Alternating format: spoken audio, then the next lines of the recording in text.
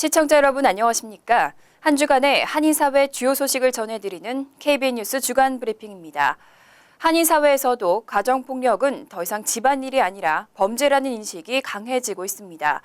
그럼에도 불구하고 가정폭력의 피해자가 쉽게 신고하지 못하는 가장 큰 이유는 바로 경제적, 심리적 부담이 고스란히 피해자에게 돌아오기 때문입니다.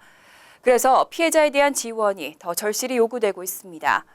뉴욕 가정상담소 무지개의 집은 가정폭력의 피해자들에게 쉼터를 제공하고 스스로 자립할 수 있도록 지원하고 있습니다. 하지만 정부 지원만으로는 예산이 턱없이 부족한 실정입니다.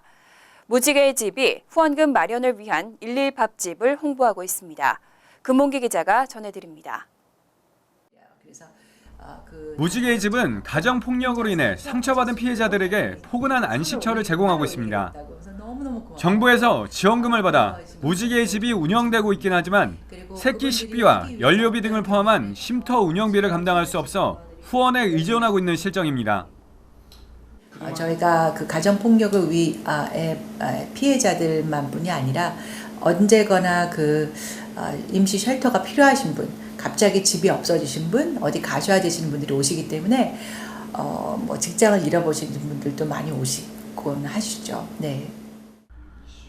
무지개의 집은 부족한 운영비를 충당하기 위해 매년 1.1 밥집을 열어 후원금을 모으고 있는데 특히 올해는 뉴욕에서 매년 하던 것을 뉴저지까지 영역을 넓혀 후원금을 모금할 계획입니다. 특별히 맨하탄이나 뉴저지 큰 레스토랑들은 바쁘니까 이런 특별한 행사를 하기도 많이 힘드신데 그래도 이 몇 군데서 취지가 너무 좋다. 그래서 같이 동참하고 싶습니다. 그렇게 해주셔서 올해는 함께하게 됐습니다. 1.1 밥집은 오는 22일 화요일 오전 11시부터 3시까지 뉴욕과 뉴저지 6개 식당에서 진행됩니다. 뉴욕에서는 맨하튼 그리운 미스코리아와 서울 가든에서 또 플러싱은 함지박과 병천 순대에서 장소를 제공했으며 뉴저지는 포트리 풍림과 JD 스테이커에서 좋은 뜻을 함께 나누기 위해 동참했습니다. 이런 어려운 일들에 어려운 사람들을 위해서 우리가 함께 동참해서 그들에게 어떤 재활의 그런 기회를 주자 해서 우리 직원들도 아주 모두 기쁜 마음으로 동참하게 되었고요. 저는 이번에 이제 함지박에서 이제 두 번째 이 행사에 참여하게 되었습니다. 점심 한 끼 식사로 누군가에게는 소중한 새로운 시작의 발판이 마련될 수 있는 만큼 한인 사회에 많은 관심과 참여가 무엇보다 중요해 보입니다. KBN 뉴스 금홍기입니다. 내년 4월 총선에 대비해 지난 6월 모의 재외국민 선거가 실시됐죠.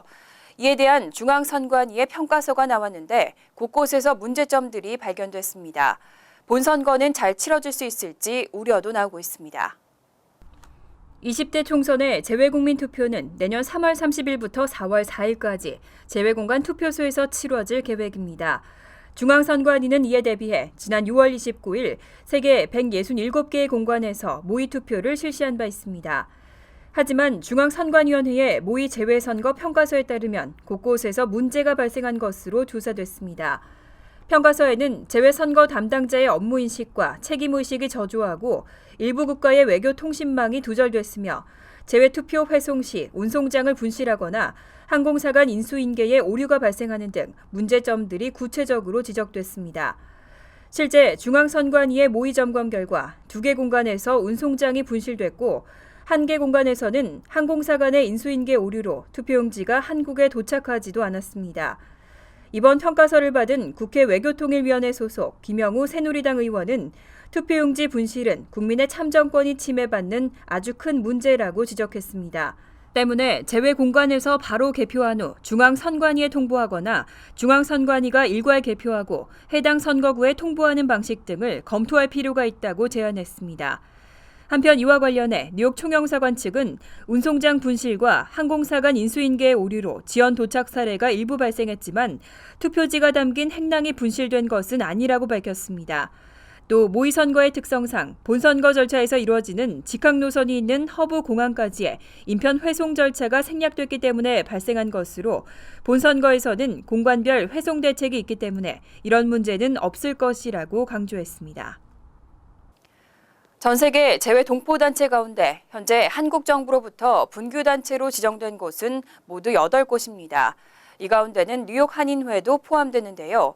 분규 상태가 장기화되고 있는 단체들은 손실도 막대하다고 합니다. 금홍기 기자의 보도입니다. 뉴욕 한인회는 지난 5월 2명의 회장이 동시에 취임하면서 한 지붕 두 회장이라는 말도 안 되는 상황이 수개월째 이어지고 있습니다. 한인회 55년 역사상 처음으로 한국 정부로부터 분교단체로 지정되는 불명예도 안게 됐습니다. 뉴욕 한인회 김민선, 민승기 두 회장은 이번 선거를 전면 무효화하는 법정 공방을 벌이고 있는데 소송 비용만 수십만 달러에 달하고 또 한국 정부의 지원금마저 끊기면서 막대한 손실을 빚고 있습니다. 전 세계 제외 동포 한인단체 중 뉴욕 한인회처럼 분교단체로 지정된 곳은 총 8곳. 미주 한인회 총연합회와 한미동포재단, 시카고 해병대 전우회 등 미국 5곳과 영국과 파라과이, 핀란드에서도 각각 한 곳씩 분교단체로 지정되어 있습니다. 분교단체로 지정되면 제외공간이나 제외동포재단은 분규 상황이 해소될 때까지 관련 단체에 대한 지원이나 한국 초청을 중지하는 불이익을 주고 있습니다. 어떤 단체 내부적으로 그 대표성에 이견이 존재할 때는 사실 어떤 당사자한테 힘을 실어줘야 될지 불분명할 수 있잖아요. 그래서 그럴 때 잠시 이제 뭐 협력 이런 거를 유보하는 그런 정도로 보시면 되고. 이 단체들의 분규 원인을 살펴보면 당사자 간의 이념과 가치관 차이에서 발생하는 가치 갈등보다는 당사자 간 이익과 상호관계 등 사고적 차이에서 발생하는 이해 갈등이 대부분인 것으로 분석되고 있습니다. 지금까지의 분규는 협상과 조정, 중재보다는 자원과 시간 낭비가 따르는 소멸이나 법원 판결 등 강제적 방식으로 해결이 되는 경우가 많아 뉴욕 한인회 사태도 법원의 결정에 따라 일단락될 것으로 보입니다. KBN 뉴스 금원계입니다. 총영사관 등 해외 지역 공관에 파견되는 외교관들에 대한 과도한 특혜가 논란이 되고 있습니다. 영사들에게 매달 지급되는 수당은 평균 6,000달러가 넘고 이 가운데 대부분은 비과세 혜택인 것으로 조사됐습니다. 국회 외교통일위원회 소속 원혜영 의원은 8일 국외 근무 외교관들에 대한 수당과 지원 내역 자료를 공개했습니다. 내역에 따르면 월 평균 3,000달러에 이르는 재외 근무 수당뿐 아니라 가족 수당과 자녀 학비 수당, 주택 임차료, 의료비, 차량 보험료 등 모두 10가지가 넘는 수당과 지원들이 대부분 비과세로 지급되고 있는 것으로 드러났습니다. 해외 재외 공관에 파견된 영사들에게는 기본 급여 이외에 매달 평균 3,000달러 상당의 재외 근무 수당이 지급됩니다. 동반 배우자에게는 재외 근무 수당의 25%, 만 20세 미만 자녀에게는 1인당 60달러의 가족 수당이 제공됩니다. 또 특수지에 근무할 경우에는 월 720달러에서 2,300달러 상당의 특수지 근무 수당을 추가로 지급받고 있습니다. 아울러 비영어권 소재의 경우에는 자녀 1인당 월 600달러 이내의 학비가 지급되고 육성회비도 연간 3,000달러 이내에서 지원됩니다. 원혜영 의원은 아무리 외교관이라고 해도 과도한 특혜를 받는 것은 문제가 있다면서 각종 비과세 혜택에 대한 종합적인 검토를 통해 합리적으로 개선돼야 한다고 강조했습니다. 뉴욕주 정부가 네일업계를 상대로 임금 지급 보증 채권의 의무화를 실시하면서 한인 업주들이 채권 구매를 서두르고 있습니다. 하지만 이를 틈탄 사기 행각에 주의가 당부되고 있습니다. 주 재정국은 지난 1일 네일살롱 임금 채권 판매와 관련한 사기 행위에 대해 경고를 발령했습니다. 경고문에는 임금 채권 구매를 지원하겠다며 접촉해오는 사람을 주의하고 특히 돈을 요구할 경우 사기로 반드시 라이선스를 소지한 보험 에이전트나 브로커를 통해야 한다고 적시돼 있습니다. 해당 관계자의 라이선스 소지 여부를 확인할 수 있는 재정국 확인 사이트까지 안내하고 있습니다. 이처럼 재정국이 이례적으로 네일살롱 임금 채권에 대한 사기 경고문까지 게시한 것은 일부 채권업체 또는 개인들이 업주들을 직접 찾아다니며 세일즈를 하고 있기 때문입니다. 일부 한인 네일살롱에도 임금 채권 판매를 목적으로 방문하는 사람들이 있는 것으로 나타났습니다. 뉴욕주 규정에 따르면 임금 채권 판매를 위한 상품 설명과 실질적인 매매 행위는 재정국에서 발급하는 프로퍼티, 캐주얼티 라이선스를 소지한 경우에만 가능합니다. 구매자는 임금채권 구매를 위해 이름과 소셜 시큐리티 번호를 제공해야 하기 때문에 신분 도용 등의 범죄 피해를 피할 수 없다는 지적입니다. 영주권 문호의 우선 수속일자가 이원화됐습니다. 영주권 신청을 최대 1년 전에 사전 접수할 수 있게 되면서 영주권 장기 대기자들의 숨통이 트였습니다. 연방국무부는 2016년 회계연도가 시작된 10월 영주권 문호부터 우선 수속일자를 이원화한다고 발표했습니다. 첫 번째 우선일자는 영주권 판정 우선일자로 영주권을 최종 승인받을 수 있는 종전 우선일자와 동일합니다. 여기에 또 다른 우선일자는 사전 접수 허용 우선일자로 영주권을 받기 전에 영주권 신청서를 사전 접수할 수 있도록 허용한 날짜입니다. 사전 접수가 허용되면서 영주권을 취득하기 전에 워크퍼밋과 해외 여행 허가가 가능해지는 등 혜택이 크게 확대됐습니다.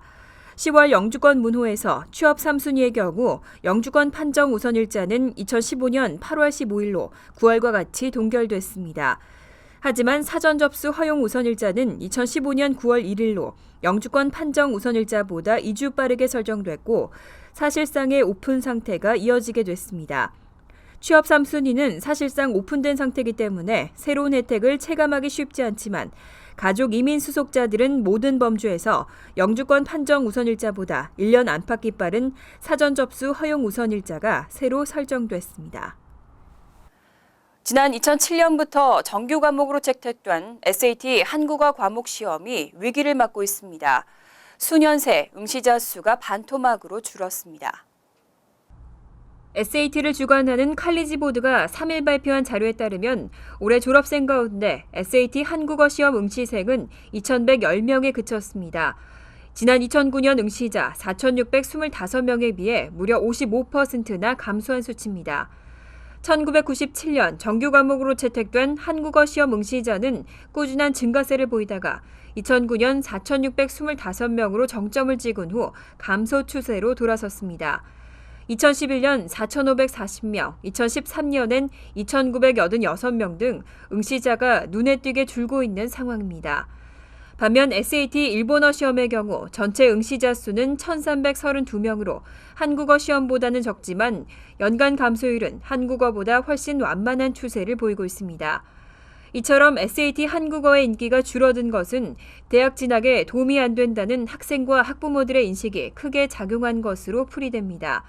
이런 경향이 지속된다면 한국어 시험이 폐지될 수도 있다는 우려도 나오고 있습니다. 한편 칼리지 보드의 발표에 따르면 올해 졸업생 17만 명이 SAT에 응시해 사상 최고를 기록했습니다. 이와 같은 현상은 내년 3월부터 개정 SAT가 시작되면서 새로운 출제 방식을 피해 미리 시험을 치르려는 응시생이 늘어났기 때문으로 분석됩니다. 미국의 여권 발급 수수료가 변경됩니다. 여권 발급 신청 수수료 등 일부 서비스는 조금씩 인하되지만 국적 포기 수수료는 무려 $2,350로 새롭게 책정됐습니다. 연방국무부는 8일 연방관보에 수수료 변경 계획안을 게재했습니다. 계획안에 따르면 여권 발급과 관련된 각종 수수료가 조정되고 수수료가 없는 일부 서비스에 수수료가 새롭게 부과됩니다. 우선 16세 이상 성인의 여권 발급 신청 수수료는 현행 $70에서 약 $50로 인하될 예정입니다. 또 16세 미만 미성년자의 여권 발급 신청 수수료도 현행 $40에서 50% 떨어져 $20로 하향 조정됩니다. 반면 여권 보안 수수료는 현재 $40에서 50% 오른 $60로 인상됩니다. 한편 그동안 없었던 수수료 항목도 새롭게 신설됩니다. 미국 국적 포기 증명서 발급을 위한 국적 포기 수수료가 새롭게 부과될 예정이고 금액은 무려 $2,350로 책정됐습니다. 뉴욕시가 체인 레스토랑의 메뉴 가운데 나트륨을 많이 함유한 음식은 별도 표시하는 방안을 통과시켰습니다. 그만큼 나트륨 섭취 줄이기는 권장사항이 아니라 건강을 위한 필수사항인데요. 평소 생활에서 조금씩만 주의하면 나트륨 섭취를 줄일 수 있습니다. 식사 시 종이컵 1컵 분량의 국물만 줄이면 하루 섭취량을 반으로 줄일 수 있습니다. 건강한 식습관이 건강을 지키는 첫걸음입니다. KBN 뉴스 주간 브리핑 여기서 마칩니다. 시청해주신 여러분 고맙습니다.